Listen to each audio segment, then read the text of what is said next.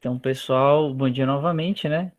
Bem-vindos à aula de hoje de hidrologia aplicada, cujo tema vai ser água subterrânea, tá? A gente vai dar uma pincelada hoje sobre esse assunto. Não vamos entrar no, no cerne muito analítico de cálculos de fluxo dessa água no subsolo, porque acaba sendo até um tema complexo que o pessoal estuda mais até no mestrado, doutorado, porque envolve fluxo em duas dimensões, às vezes três dimensões, equações diferenciais aí bem complexas às vezes, então a gente vai acabar dando uma pincelada hoje sobre esse assunto para entender os conceitos, as formas de ocorrência algumas formas de ocorrência dessa água subterrânea, como essa ocorrência vai influenciar nas características dessa água, ok? Então, o objetivo vai ser entender essas águas subterrâneas e as características dos aquíferos. Esses aquíferos que vão ser bastante importantes para o abastecimento de água também, ok?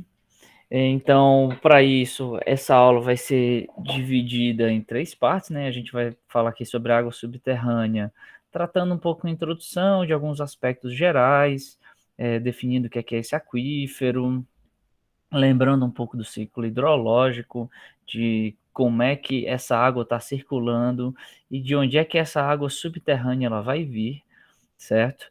Vamos então tratar um pouco sobre os aquíferos e as suas características, inclusive algumas variáveis que a gente pode calcular e que representam o fenômeno de ocorrência da água subterrânea de maneira física, né?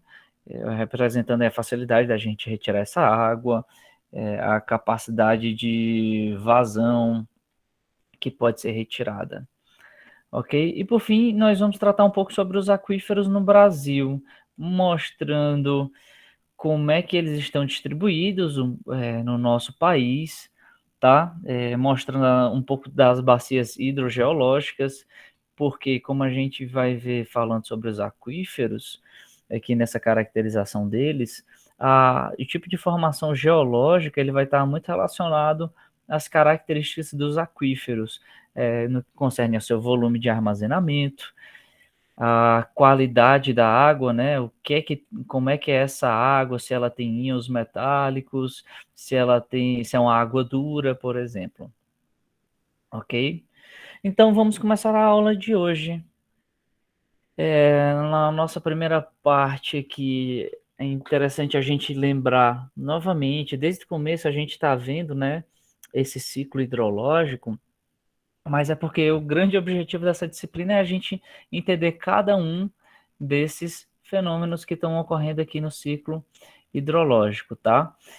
Então, essa ocorrência da água subterrânea, ela vai ocorrer aqui devido a esse ciclo hidrológico, né? Em que a gente tem a transpiração, tem a evaporação, precipitação, essa água precipita, infiltra, e a partir dessa infiltração é que a gente começa realmente a ter esses aquíferos até essa água subterrânea, tá?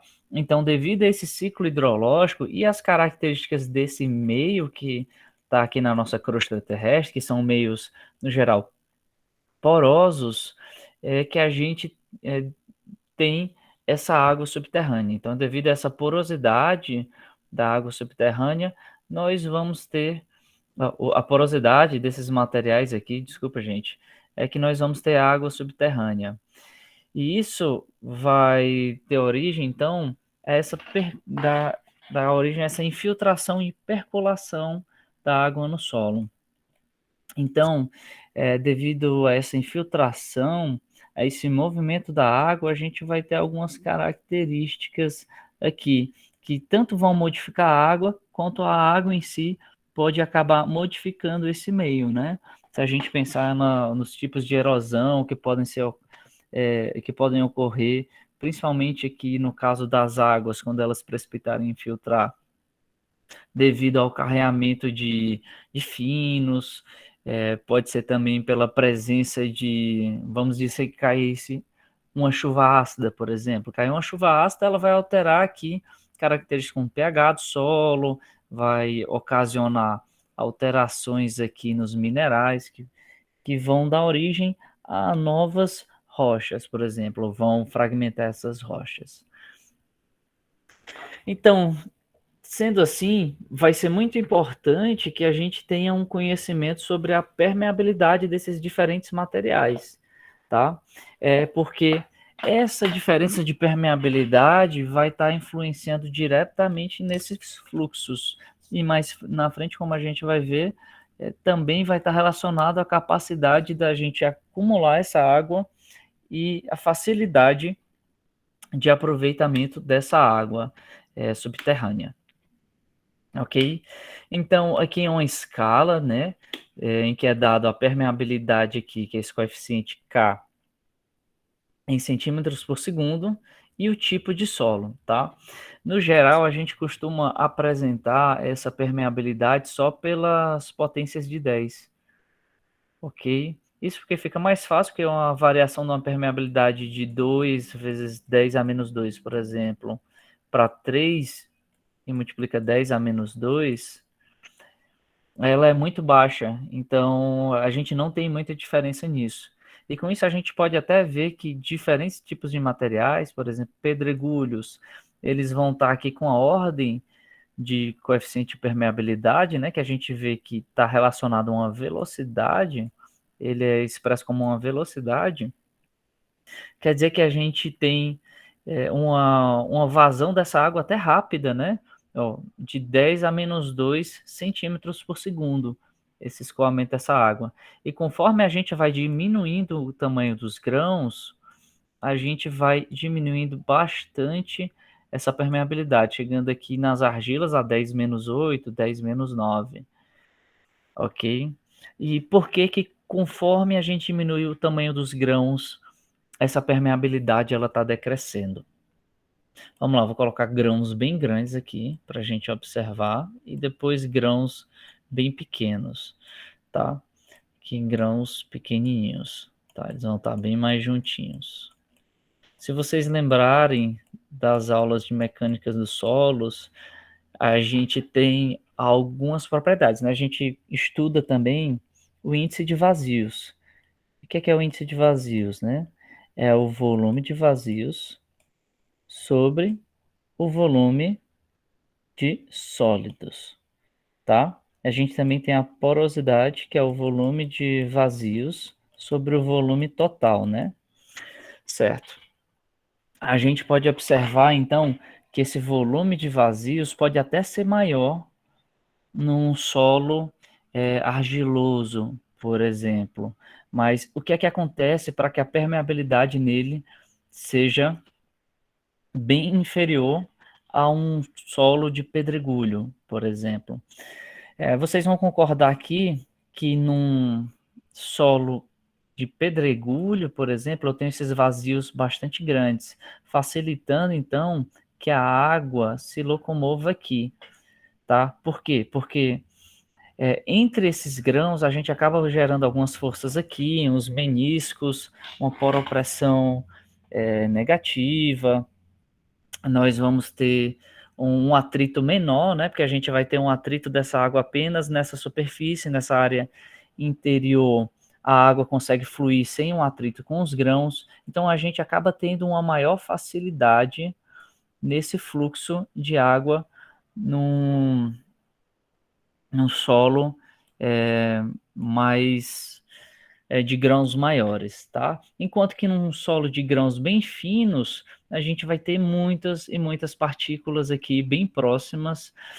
Nos solos argilosos, nós ainda vamos ter forças elétricas aqui trabalhando, unindo essas partículas, tá? Então, isso vai impedir, vai dificultar essa, esse trânsito da água aqui entre os grãos, porque eles vão estar mais presos aqui, vai ter uma parte da água que vai estar aderida aqui a esse grão, com isso, essa água vai gerar aqui forças, vai gerar um atrito, dificultando a passagem da água, tá? Então, é por isso que a gente, conforme vai diminuindo o grão, vai tendo uma menor permeabilidade, conforme aumenta o tamanho do grão, a gente tem uma maior permeabilidade, né? Isso também vai variar dentro de um mesmo grupo, né? Por que o pedregulho está dentro aqui de uma faixa, né? Porque, além disso, a gente pode ter diferenças de compactação desses materiais. Vocês concordam se eu tiver, por exemplo, vamos dizer que eu tenho esses 3 grãos aqui. Se eles estiverem assim, a gente tem um espaço aqui que dá para fluir essa água. Mas se a gente tiver eles bem compactos, a gente vai ter uma superfície aqui livre entre eles bem menor. Então, que vai diminuir essa permeabilidade. Mas, da mesma maneira, né, a gente ainda, por serem grãos grandes, esses poros ainda vão ser grandes o suficiente para permitir um fluxo mais alto, tá? E não só os solos que vão ser importantes para a gente entender essa permeabilidade da água, tá? No subterrâneo. Nós vamos ter, além desses solos, areia, argila, pedregulho, nós temos também algumas rochas. Na verdade, na maioria das rochas, né, a gente pode ter algum tipo de fluxo. Mesmo que ele seja por fraturamento dessas rochas, tá? Lá no subterrâneo, a rocha bem impermeável, um granito bem impermeável, por exemplo. Mas se eu tiver algumas fissuras aqui, eu posso permitir que parte dessa água consiga fluir nessas fissuras, tá? Então, além de que algumas rochas, tais como a arenito, que são rochas mais porosas, permitem realmente uma passagem de um fluxo de água através delas.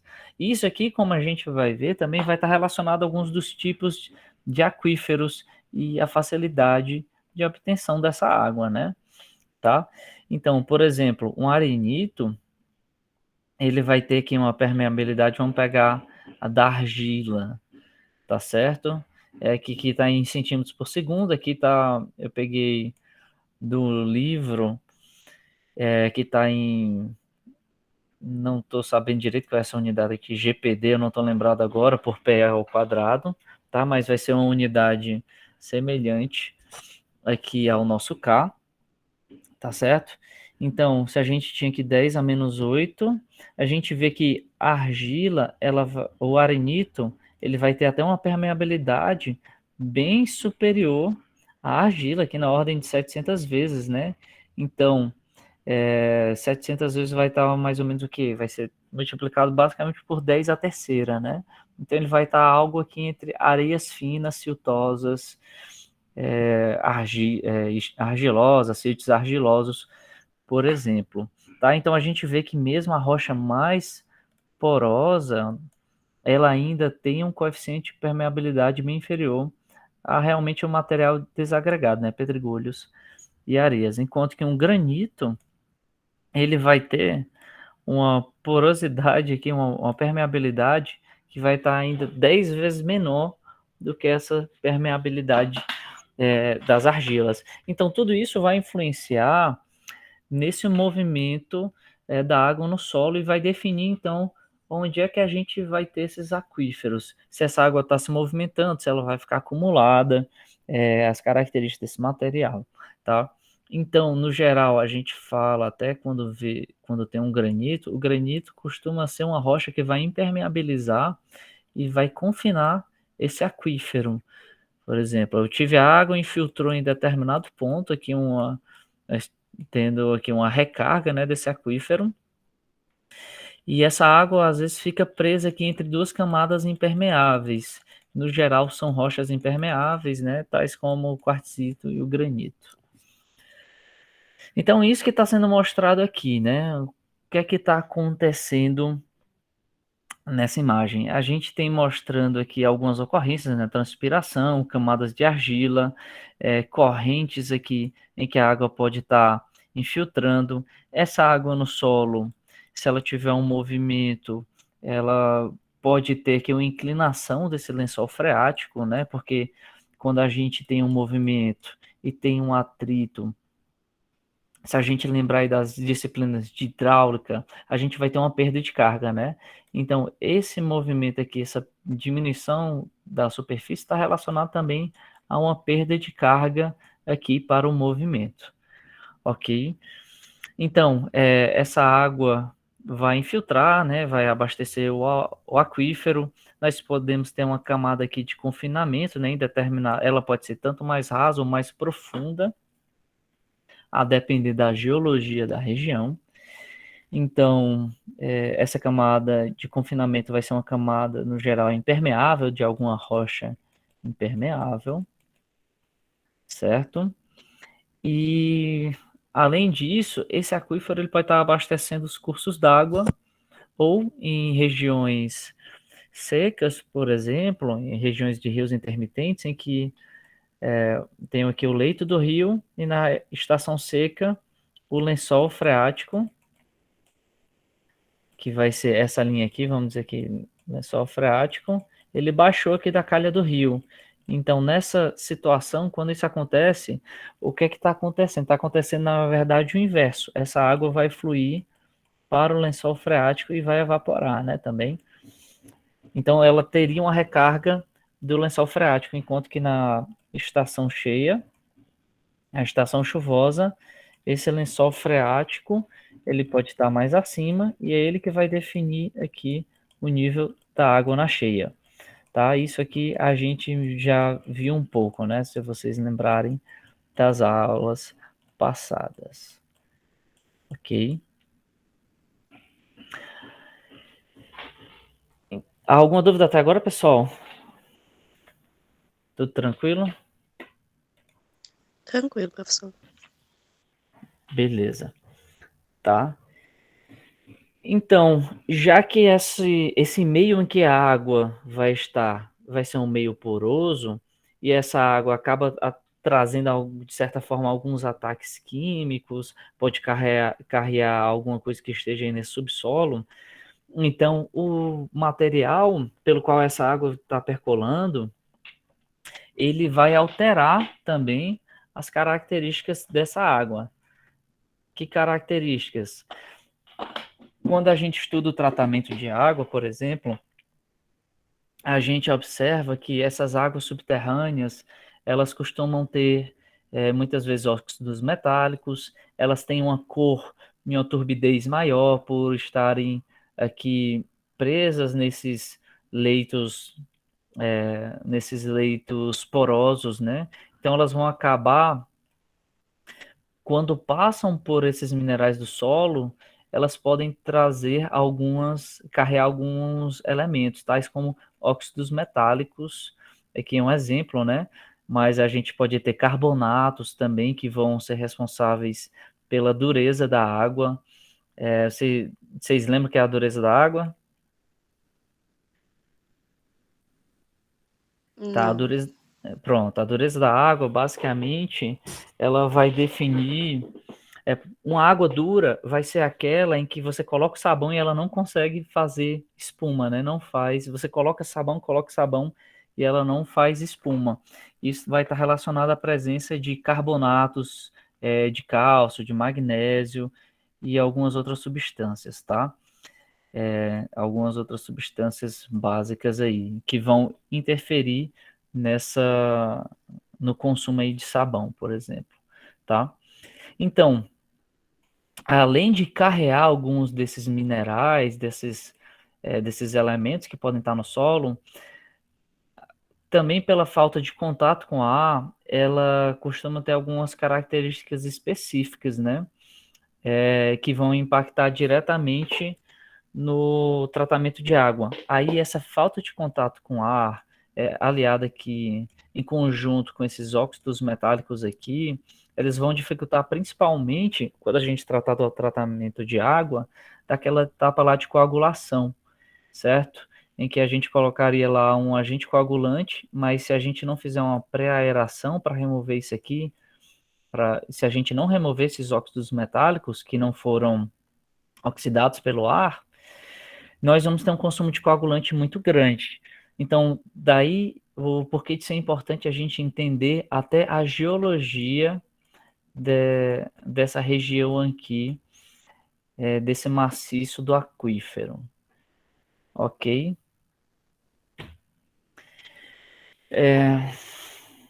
Além disso, Então, não vou entrar em muitos detalhes aqui, mas se essa água está passando e está carreando as coisas, então ela está percolando aqui nesse meio poroso. E como é que a gente vai representar esse meio poroso, essa percolação, então? Como é que se dá, como é que a gente avalia isso? A gente avalia, então, pela lei de Darcy.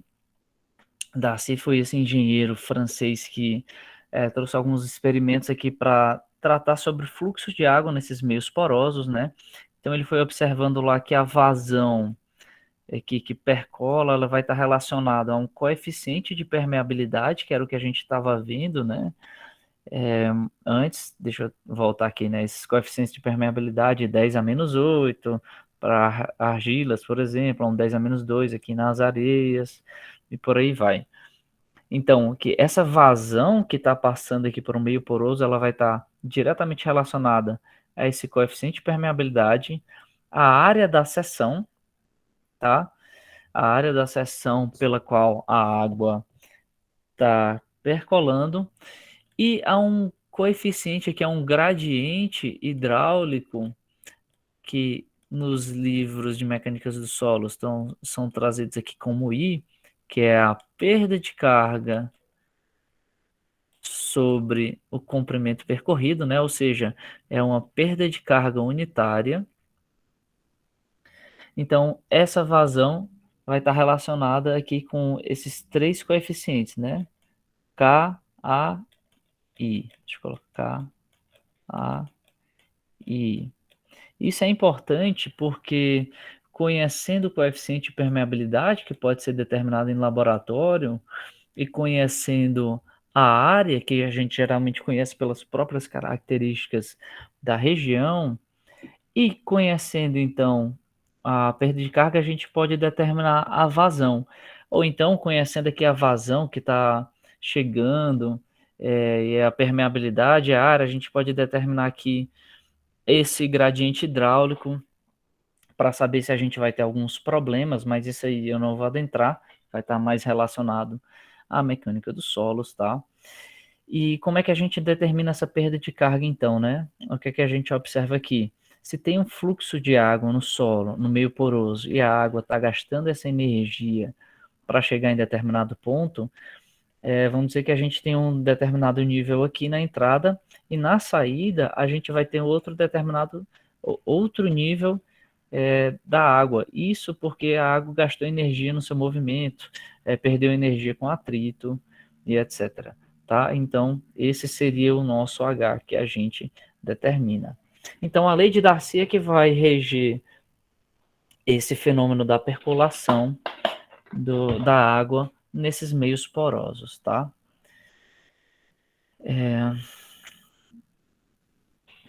Depois que essa água se infiltra, então, é uma das grandes importâncias do estudo da água subterrânea quando ela se acumula, porque essa água acumulada no subsolo é que a gente pode aproveitar para o abastecimento humano, né? É ela que a gente consegue utilizar, por exemplo, quando faz os poços, para um abastecimento em larga escala de uma população, por exemplo. Tem regiões em que não tem rios de grandes vazões próximos para realmente trazer aquele abastecimento, mas o lençol freático, que o aquífero presente, ele apresenta características suficientes para que essa água de tratamento, que vai para o tratamento de água e que vai para o abastecimento da população, ela seja retirada diretamente do aquífero, tá? Então, por isso é tão importante a gente entender como é que essa água fica acumulada lá no subsolo, tá? Então, essa água, depois que infiltra, ela vai se acumular nos vazios existentes no subsolo, aí é que vai depender do tipo de material, né?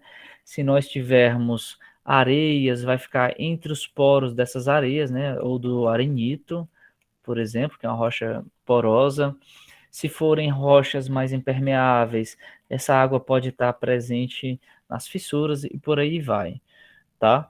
Então, essa água acumulada, principalmente quando ela forma aqui uma grande quantidade, ela vai formar então os aquíferos, certo?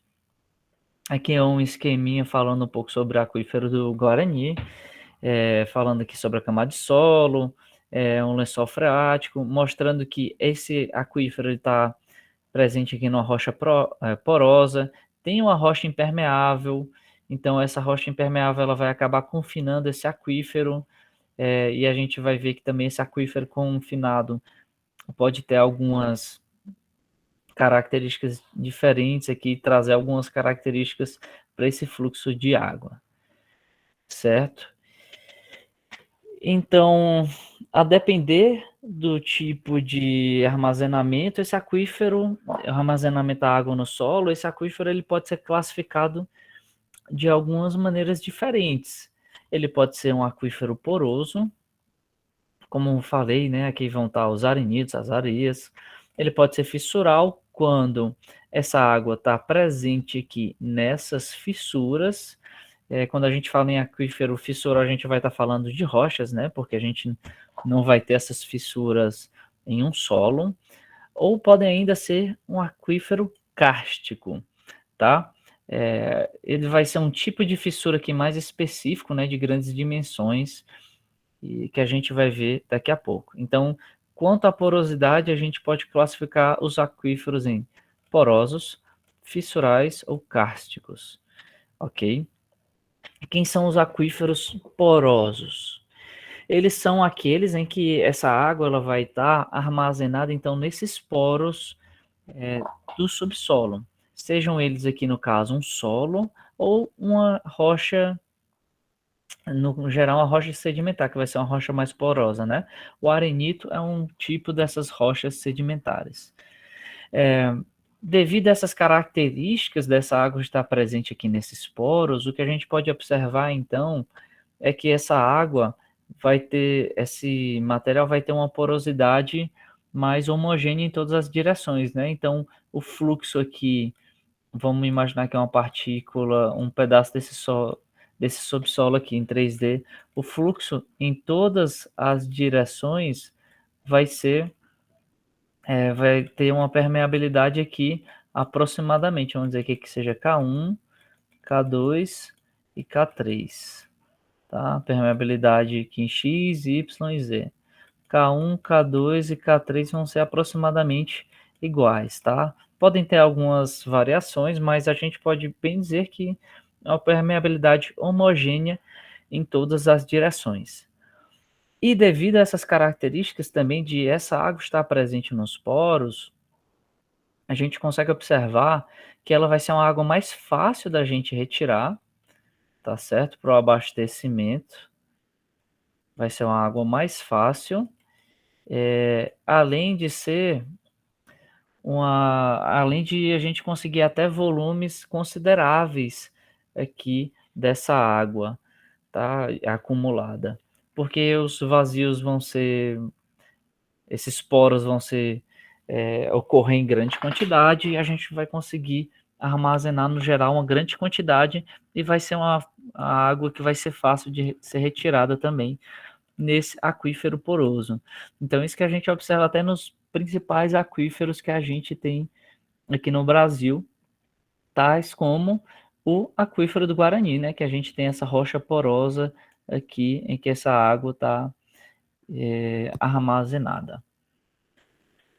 Já o aquífero fissural, ele vai ocorrer, essa presença da água, ela vai estar nessas rochas impermeáveis, né?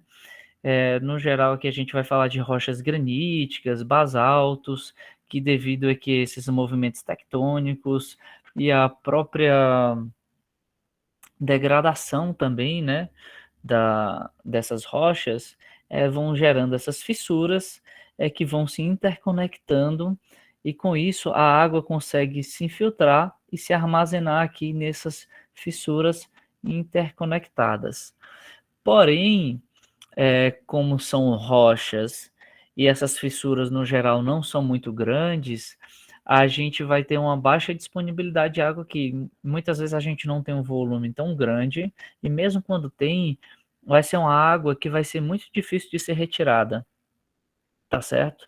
Porque a gente não consegue de uma maneira fácil, fazer aqui uma escavação, por exemplo, e drenar essa água todinha daqui. Imagina, para eu drenar essa água desse ponto aqui, a partir desse ponto, essa água tem que passar por aqui, por aqui, por aqui, por aqui, até chegar aqui. Ao invés que é bem diferente aqui do aquífero poroso, que a água ela consegue transitar aqui de uma maneira mais simples nesse meio. Então, esse aquífero fissural vai ter essa dificuldade da gente extrair essa água. Além de que, novamente aqui falando sobre a permeabilidade nas outras dimensões, então aqui K2, K3, K2 e K1, tá? A gente pode ter permeabilidades extremamente diferentes aqui, a depender do eixo, tá? Que a gente está analisando.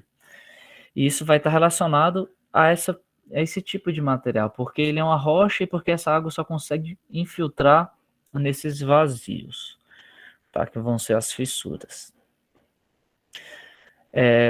Por sua vez, aqui o aquífero kárstico, né, que vai ser esse último que a gente vai ver aqui em termos de porosidade, ele é um aquífero, no geral, formado por rochas calcárias ou rochas carbonáticas, tá? Que seriam calcários, dolomitos, mármores, por exemplo.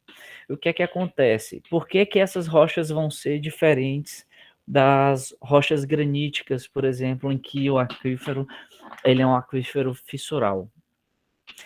Nessas rochas, devido à sua composição química, a, a, a água ela vai passar e vai começar a gerar uma erosão aqui, que pode até começar com pequenas fissuras, mas ela tem uma tendência a gerar grandes vazios aqui, onde a água pode se acumular.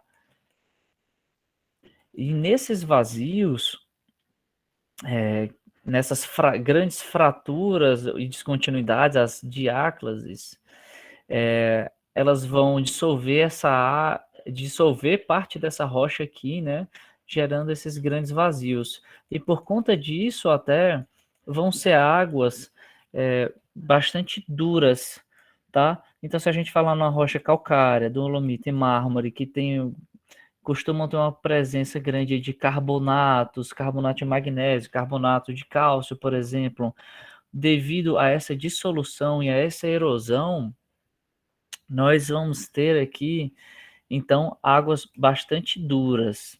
Além disso, a gente vai ter um aquífero que vai ser bastante heterogêneo. Eu posso ter regiões aqui dessa rocha em que teve um fluxo preferencial e conforme esse fluxo preferencial foi aumentando, esse vazio vai aumentando também, e regiões aqui em que eu não tenho nem um pouco de água acumulada, tá? Porque essa rocha é, de certa forma, impermeável, certo? Então, esses aquíferos aqui já são um pouco mais interessantes também para abastecimento, que nós podemos ter vazios consideráveis e a gente pode conseguir aqui extrair uma vazão considerável também, mas também a gente pode ter uma parte dessa água aqui, outra parte do volume de água desse aquífero vai estar aqui, então precisaria de uma nova escavação, de um novo sistema aqui para retirar a água desse ponto, tá? Então ela acaba tendo essa dificuldade. Além do tipo de porosidade, a gente pode ainda classificar esses aquíferos de acordo com a pressão dessa água que está sendo armazenada. Aqui a gente vai observar nessa figura que a gente tem uma região, a gente pode ter um abastecimento aqui dessa água infiltrando, né? Nós temos aqui essas duas camadas impermeáveis e uma camada permeável entre elas. O que é que isso vai ocasionar? Nessa região aqui eu posso ter a infiltração da água, e conforme ela vai se acumulando, ela vai adquirindo um nível mais alto aqui, tá certo? Gerando pressões positivas nessa água que vai estar lá embaixo, aqui confinada aqui entre essas rochas. Daí, quando eu furo, se eu furar aqui para fazer um poço, eu posso ter essa água jorrando aqui para cima, se o nível do terreno estiver acima dessa linha piezométrica da água nesse determinado ponto. Daí vai trazer até a nossa classificação para os poços, entre eles serem poços artesianos, podendo ser um poço jorrante, quando essa pressão da água é maior, né? Essa linha piezométrica vai estar acima do nível do terreno, então essa água ela vai sair com a velocidade que vai jorrar, assim como nós podemos ter um poço artesiano não jorrante, em que essa água confinada aqui, ela vai estar com pressão, vai subir aqui, né, no subsolo, mas ela não vai estar jorrando acima da superfície do terreno. E nós vamos ter os poços freáticos. O poço freático é aquele que vai estar relacionado ao nível do lençol freático aqui não confinado, tá? Então esse vai ser o poço freático e esse vai ser o aquífero freático, e o poço artesiano vai ser aquele que vai pegar a água desse aquífero confinado, que vai ser o aquífero artesiano. Então, a gente vai ter esse aquífero freático, como eu estava falando, ele vai estar disposto aqui, de uma maneira mais técnica falando, né? Está disposto em uma formação geológica superficial e permeável, né? Que vai ser, no geral, a gente tem os solos aqui em cima, né? E essa superfície dele vai ser livre e essa água, então, vai estar em equilíbrio com a atmosfera. Então, a gente vai ter, nesse ponto aqui de sua superfície, uma pressão atmosférica, tá certo? E isso vai resultar que, quando a gente escavar esse poço, a água do poço vai ficar na altura dessa linha piezométrica aqui, né, do nível da água, ele não vai subir. Diferente do aquífero artesiano, em que a gente tem essa água acumulada dentro dessas formações impermeáveis, tá? Com isso, essa água acaba sendo pressurizada acima da pressão atmosférica. Por isso que, ao se perfurá-lo, a gente pode ter até esses poços artesianos jorrantes aqui, certo? E para a gente caracterizar esses aquíferos, nós podemos utilizar aqui dois coeficientes, que a gente também não vai entrar em muitos detalhes nessa aula, que vai ser o coeficiente transmissividade e tem o coeficiente armazenamento, tá? O coeficiente transmissividade, ele vai estar relacionado à permeabilidade e à espessura do aquífero, tá? Então, o que a gente vai ver, né, como essa espessura do aquífero pode alterar, né, em questões de metros, tá? Mas ela não vai alterar tanto assim. Uma das coisas que vai mais representar essa transmissividade vai ser a permeabilidade. Então, com isso, a gente pode dizer que esse coeficiente de transmissividade ele vai representar a facilidade de retirada dessa água do aquífero, tá? Enquanto que se a gente observar, né, então se eu tiver uma permeabilidade bem alta, eu vou ter uma facilidade maior, então eu vou ter uma transmissividade maior dessa água do aquífero, né? Isso vai ser presente aí nos aquíferos mais porosos, por exemplo, essas transmissividades mais altas. Já o coeficiente de armazenamento, ele vai estar relacionado com o volume retirado do aquífero para que a linha piezométrica baixe em 1 metro, e uma área do volume de controle, tá? Multiplicado aqui por 1, para a gente observar isso aqui de uma maneira unitária, né? Então, o que é que isso vai representar? Vai representar a quantidade de água que pode ser retirada por volume desse aquífero, tá? Não sei se vocês entenderam. A gente tem aqui um determinado volume de solo, né, em que essa água está armazenada. Então, nesse volume de solo, nesse volume aqui de controle que eu vou estudar, eu vou ver quanto de água que eu consigo tirar por essas unidades de volume aqui, tá? Também, de certa forma, é uma medida para representar, de certa forma, uma facilidade de retirar essa água, né? O quanto de água que a gente vai conseguir tirar desse aquífero. Então, vai trazer para a gente uma ideia de até de viabilidade da extração dessa água, tá? Então, o importante é vocês entenderem que o geral, que é que essas equações elas estão representando, a gente não vai entrar muito a fundo aqui nelas, tá? Professor, Oi, por que multiplicado por 1? é porque a gente costuma analisar os problemas, né, em 2D para facilitar a nossa vida, porque a gente assume que nas outras direções, no outro eixo, né, que entrando na tela, por exemplo, a gente vai ter uma continuidade desse comportamento. Então, é como se eu estivesse analisando aqui essa área por um metro aqui, para eu ter o volume dessa água nesse metro aqui, tá? E com isso eu posso observar, então, se eu tenho esse aquífero se estendendo 100 metros para cá, eu posso multiplicar isso por 100 e entender que esse comportamento no geral vai ser isso, essa unidade unitária, que é o que a gente consegue comparar com tudo, né? Multiplicado por 100.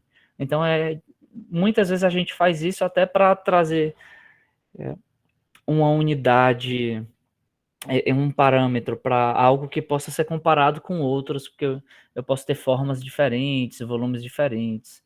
Ok? Deu para entender? Ou eu compliquei mais? Agora sim, entendi. Obrigada. Nada.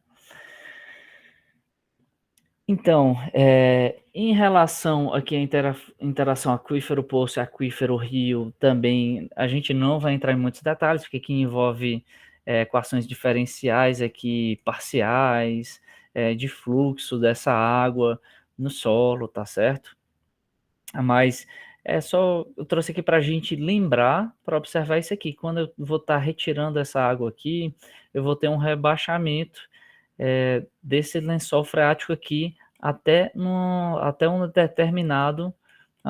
determinada distância aqui do ponto que eu estou retirando retirando essa água, tá? Isso tanto para um poço, por exemplo, quanto para um rio, né? A gente tem um rebaixamento aqui desse lençol freático devido a essa água aqui que vai estar escoando livremente. Em relação aos poços, isso aqui é particularmente interessante quando a gente trata do rebaixamento do lençol freático para uma construção de um subsolo, por exemplo. Eu tenho essa água aqui no subsolo, tá? E eu quero rebaixar para eu escavar aqui, fazer minha contenção, fazer minhas fundações. Então, eu consigo calcular aqui qual seria essa vazão que eu preciso retirar para baixar o lençol freático de forma que o nível de água nesse determinado ponto fique abaixo da minha cota de trabalho, né? Então, esse caso do poço é particularmente interessante.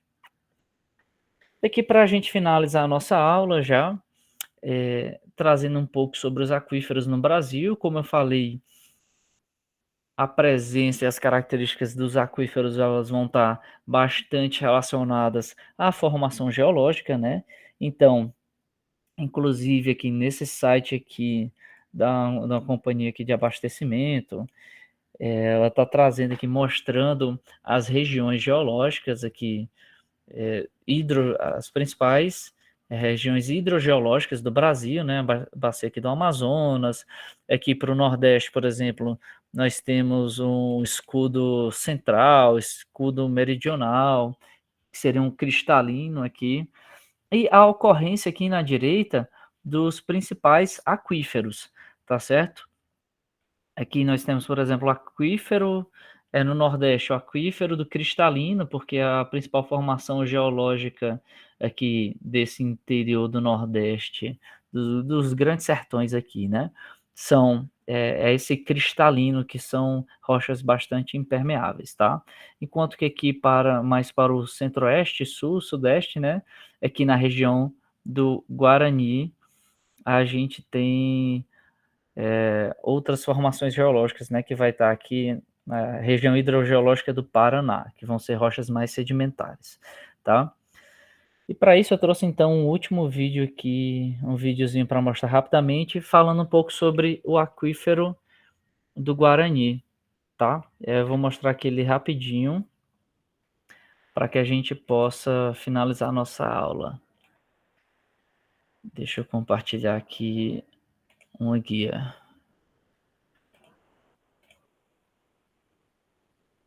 Vocês já estão vendo aqui a tela? Creio que sim, né? Sim. Então pronto.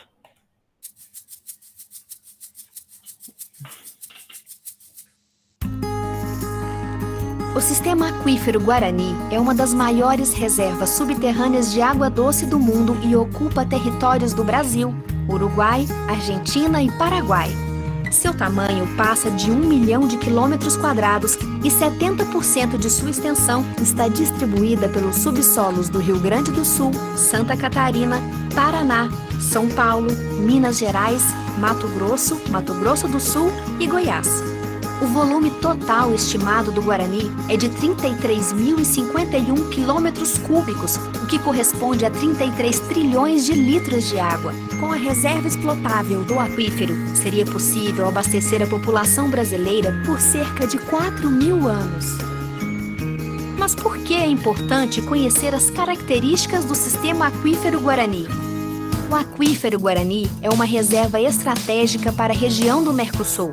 Por isso, o projeto Guarani concluiu que áreas de afloramento precisavam de estudos mais detalhados. Entre as ações recomendadas pelo projeto está o estudo de vulnerabilidade natural à contaminação e estratégias de proteção das áreas de afloramento, elaborado pela ANA. Esse estudo avaliou as sensibilidades do aquífero a partir da análise de suas características físicas.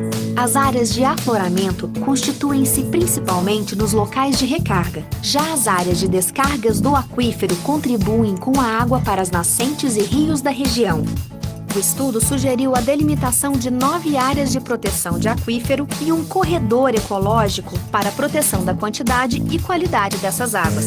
A maior parte das amostras de águas subterrâneas atende aos limites de potabilidade estabelecidos na legislação. Porém, em algumas amostras, há coliformes fecais, o que mostra a necessidade de mais cuidado na construção de poços tubulares, que devem ser feitos por empresas credenciadas, atendendo às normas técnicas e sanitárias. Estudar aquíferos é parte das ações da agenda da Agência Nacional de Águas para a Gestão Integrada de Recursos Hídricos Superficiais e Subterrâneos. Ao estudar os aquíferos, a ANA fornece subsídios que ajudam as unidades da federação a cuidar dessas valiosas reservas, já que no Brasil cabe aos estados fazer a gestão e autorizar o uso das águas subterrâneas. As águas que infiltram no solo são as mesmas que voltam à superfície, abastecendo rios e afluentes. Por isso, só a gestão integrada das águas superficiais e subterrâneas pode garantir a gestão eficiente dos recursos hídricos. Para saber mais sobre o sistema aquífero Guarani, acesse o site da ANA, ana.gov.br.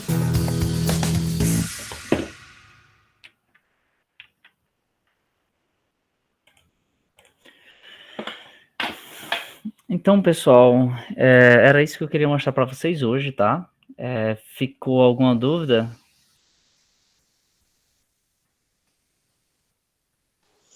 Tranquilo.